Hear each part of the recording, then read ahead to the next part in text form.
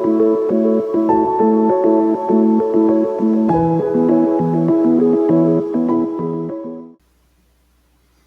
everybody, it's Cheryl. This is Jason's Joy video blog number 3. I had a rough start of this one today. I decided to record this recording today because I'm not feeling that great, and we're going to be discussing Jason's journey through cancer that began with vaccines, and we'll get into a lot of that in a little bit. I did also want to say that the last video ended with Jason as a young adult. I wanted to let all of you know how Jason was my best friend as he got older. Not only did we work together for the same facility, but we went places together. This has been his entire life. We did things together, but we also would love to rock out in the car all the time to our favorite bands. In fact, the shirts I've been wearing on each one of these videos has been our most favorite band, which is Shinedown. I'm wearing Jason's shirt today of Symptom of Being Human, which was one of his favorite songs. And Shinedown was actually the last rock concert we went together before he got sick. We went to together. And so in a way, it's another way of me honoring him as I do these videos by wearing these shirts. This one was actually his. And I do wear his shirts from time to time just to feel closer to him. So this is going to be a tough one to talk about, but it needs to be talked about because Jason had so much more life to give, so much more love to give.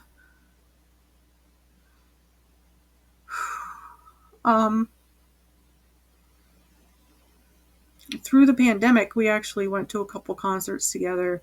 Like I said, this another one of our favorite bands, which if you look in the back of the room here, hanging on the doorknob, is a bag that was given to us at one of the concerts, was Breaking Benjamin. We had a lot of fun at that concert. We had actually gone to 2 different Breaking Benjamin concerts together. But during the pandemic, it was 2021 when we went to see Breaking Benjamin. We were supposed to see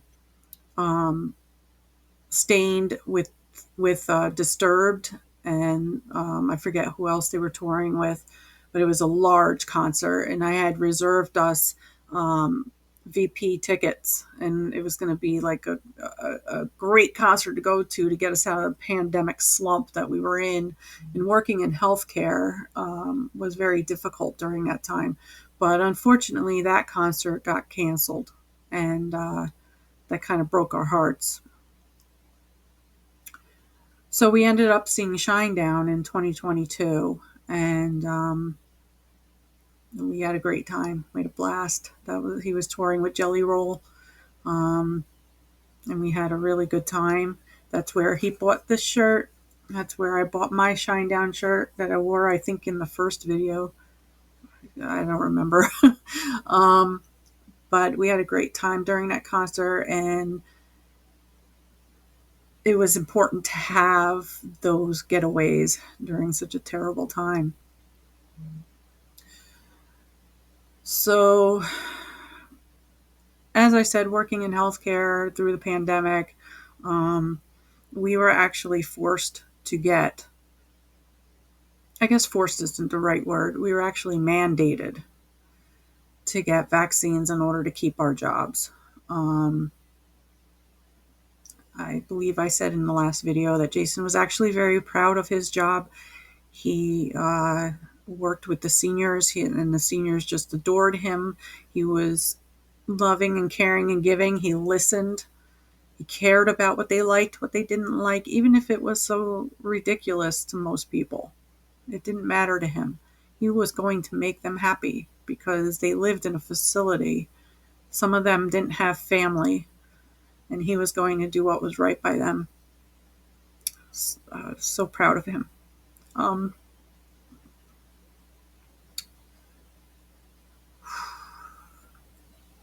so anyway, New York State Department of Health handed down a mandate requiring all healthcare workers to receive the vaccines. I fought to not get them for myself because I worked in an administrative office. My interaction with the residents was very minimal. I just felt it was silly. Why would office workers have to get vaccinated against their will if they really didn't interact with the residents? And I offered for my son to not keep his job if he didn't want to get the vaccines. But the requirements didn't care what position you held. They fully blanketed all of us into healthcare. So it didn't matter if you were in an administrative office or if you were direct care or hands-on care, you had to get them. So I, I had to. My job, I had been there at that point 28 years. It was my livelihood. It was the only way I could afford to live and take care of us. So I had to get the shots. And at that point in time, when Governor Cuomo was pushing the idea, and you had the mayor and the city, oh, we'll give you free food if you do it. They were bribing people and stuff. They were really pushing these mandates. So I said I had to because it was my job. It was my livelihood. I had no choice. I tried to convince my son not to get them, but he said that he didn't want to leave me at the job because he enjoyed working there with me. And I couldn't convince him. We were going through the other requirement of testing twice a week. And we would test twice a week. And then we got the initial, what they called the initial series, which was the first 2 shots. You weren't considered fully vaccinated unless you got the first and a second shot. You got the first shot, and then like 4 or 6 weeks later, you got the second shot, and then you could be considered fully vaccinated. So we did that. During that time, Jason was still up in this room. This was his bedroom, which is upstairs, and he seemed to handle the first 2 shots okay. We all did. But then when Omicron came around, Jason was the first to get Omicron, which is a COVID-19 variant. He didn't seem to get too sick, but I got pretty sick. And I had already had COVID twice, but it was a different variant, and it hit me in a different way than Omicron. Omicron was like a mix of flu, pneumonia, and strep throat all in one. It was miserable. Your throat felt like shards of glass. I mean, and your lungs just filled up with fluid, and you just, it was horrible. But it goes through the house. That variant just went through the house like it was nothing. So if Jason got it, I knew I was going to get it, and whoever else was around us was going to get it. So,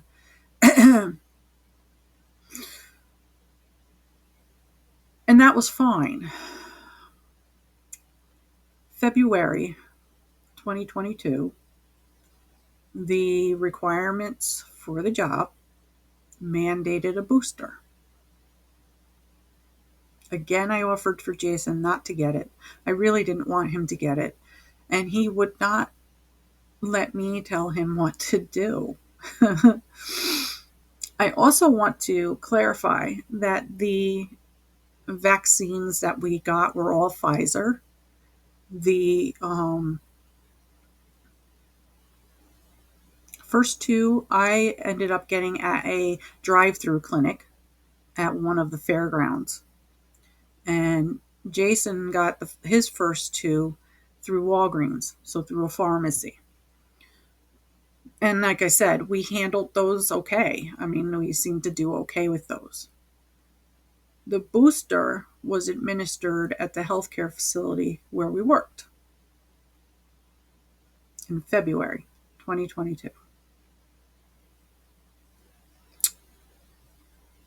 My health started to fail. I swept it under the rug. Just the stress working through the pandemic, it's not a big deal. But I started to suffer from the chronic fatigue.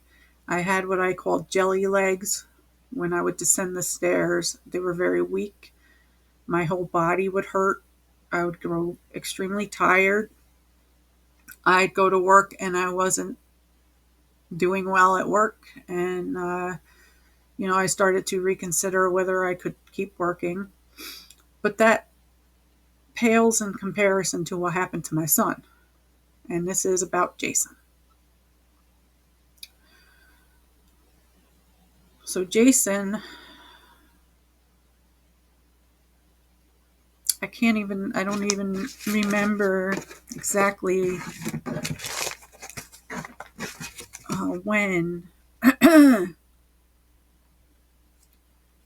when he started to really have problems, but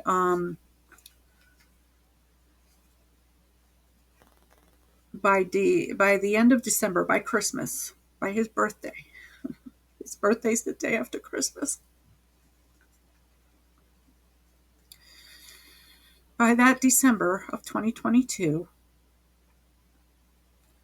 he was starting to have severe pain in his back. In this room, we had the table that my computer's on now was set up as like a little dining area because he couldn't come downstairs anymore for meals.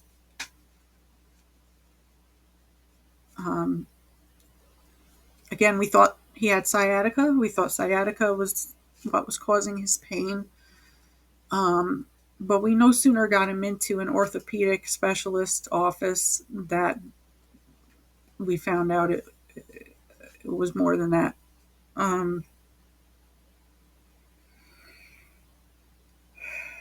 By early January the next year, 2023,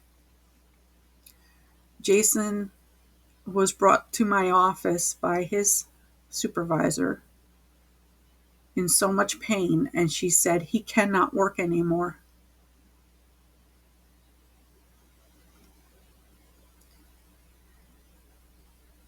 And he couldn't work anymore. He was in too much pain.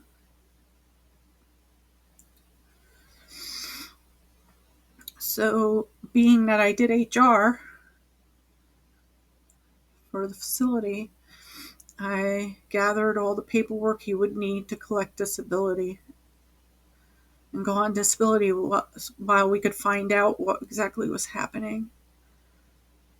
By the time we got into the orthopedic office, he had what was called drop foot, where he couldn't walk. He couldn't walk right because his left foot dragged the ground.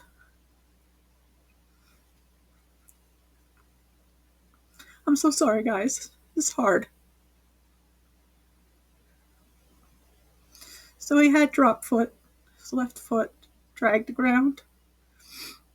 We weren't prepared for any of that. We didn't have a cane or anything for him to use. We didn't, you don't think that way when you think that your young, healthy son has sciatica. So we knew at that point that it was something much more than that. Had to be something, right? So we're thinking, well, it must be like either a compressed disc or a severe case of a pinched nerve or nerves in his back. How he injured it, we had no idea. He never played sports. He never did anything crazy. He was a computer nerd, if you will. So it didn't make sense. So the orthopedic specialist ordered an MRI.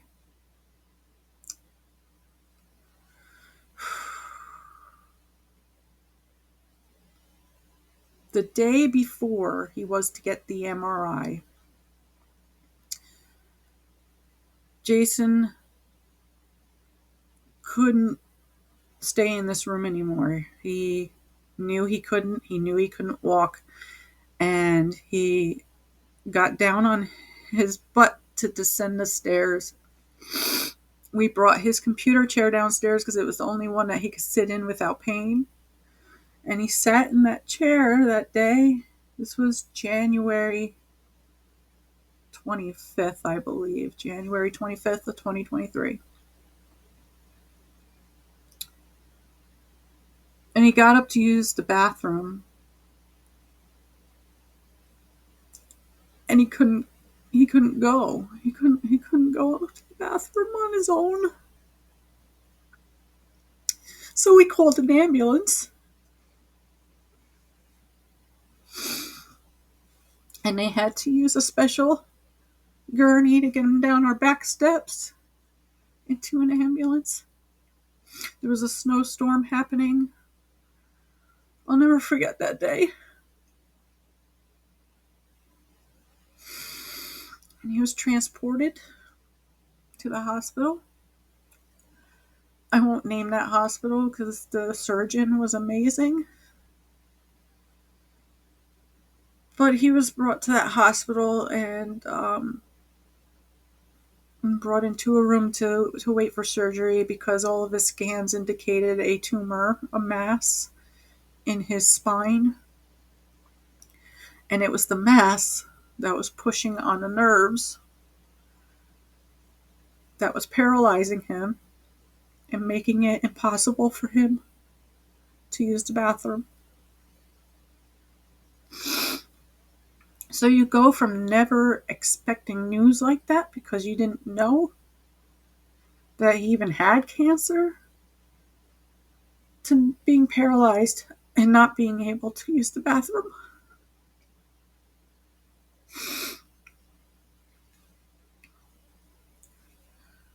So on the 31st of January, 2023, he had the tumor, as much of the tumor removed as could be as possible, and it was sent off to a lab to Memorial Sloan Kettering out of New York City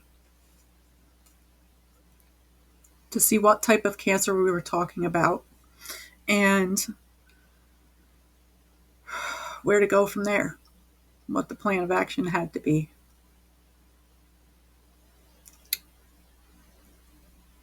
Here's my son, young 20s,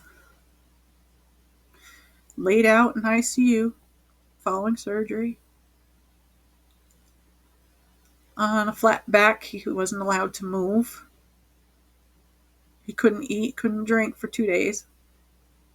He begged for water.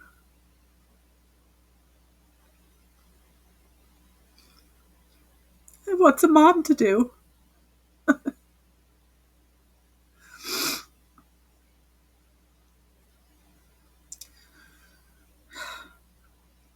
He survived the surgery. He did well because he was a fighter. But when we got the results of the tumor, we found out that it was a stage 4 already. Astrocytoma.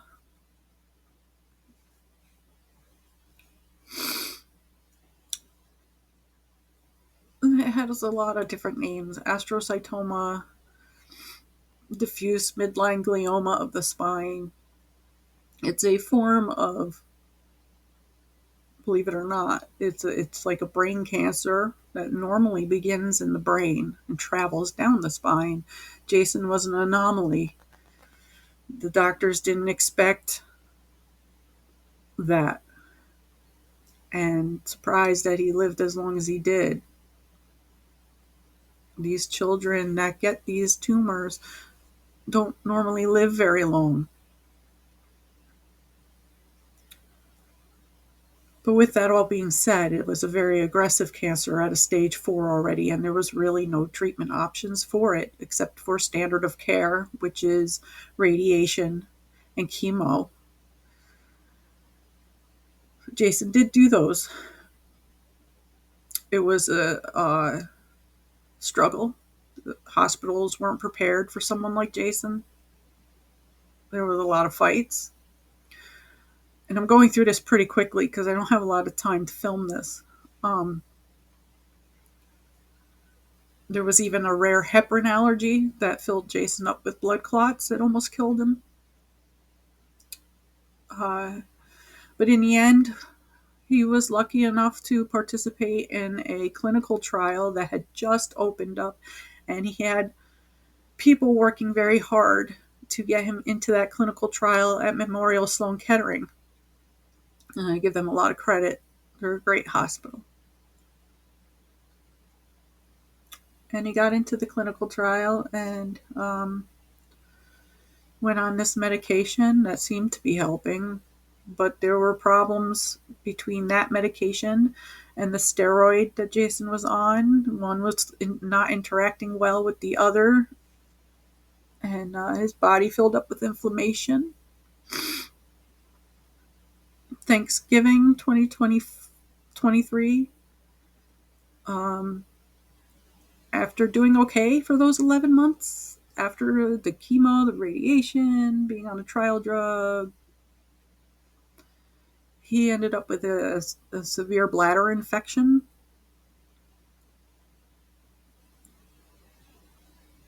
And that was the beginning of the end. He couldn't shake that. Everything that we had worked so hard for, trying to make him better.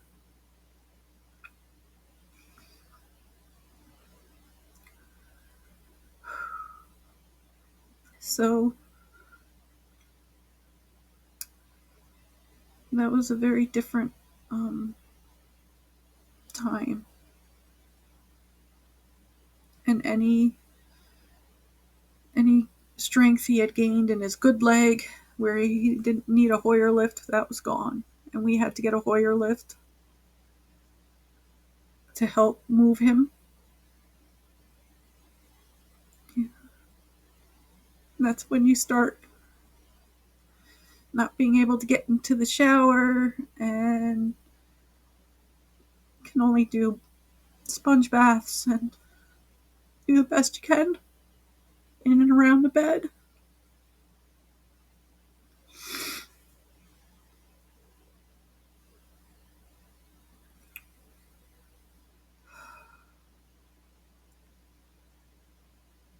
It was 2024, September, that I ended up leaving my job. My job was dissolving my position because they were going to close. So I ended up leaving my job, and I had a special 1 month with Jason before he passed away. He went downhill so fast. And he was in so much pain. But during that time, in all that pain, you would ask him, Jason, how you feeling? And he'd look up at you and he'd say, I'm all right, all things considered. Still not wanting to be a burden on anybody.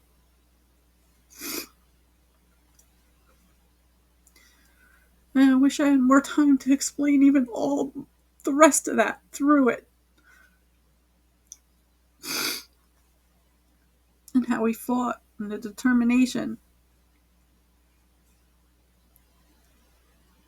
October 9th, Jason closed his eyes and could no longer speak.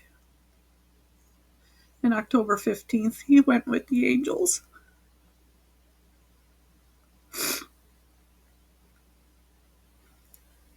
So I ask people, how do you explain a young, healthy man who was working full time, little bit of back pain, ends up with stage 4 cancer that spread so quickly to his brain and taking his life?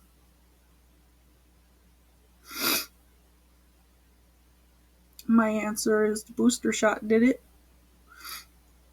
My health has deteriorated. I have Epstein-Barr, very high levels of Epstein-Barr.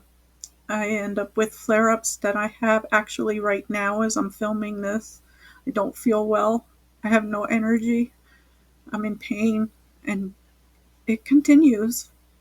And I don't care if anyone believes me or not, but no one's going to change my mind after my experience and what my son had to endure through all of this. And I know there's so many other people that have worse than I do. But there are also other people who have lost their children because of the vaccines. Or I like to call them the death vials. I don't know if this is going to be taken down from YouTube or... But this is about Jason and Jason's joy. So what I'd like to end on is that Jason was a joy right up to the end of his life. And he's missed. He's missed horribly, terribly every day.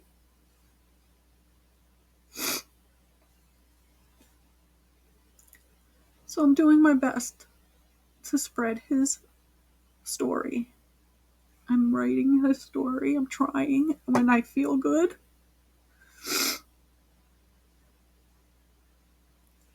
I know the grief doesn't help. The anger doesn't help. But anyway, I will probably do one more video just to talk about some of the things that have happened since he passed away. He's done a great job still of letting me know he's still around me. So I like to share those as well to whoever who cares to listen. I apologize for falling apart a little bit during this one. It's been hard. He's only been gone since last October. I miss him. And Jason, I know you're around me. So I tell you this. I love you. And I'll see you again. Bye.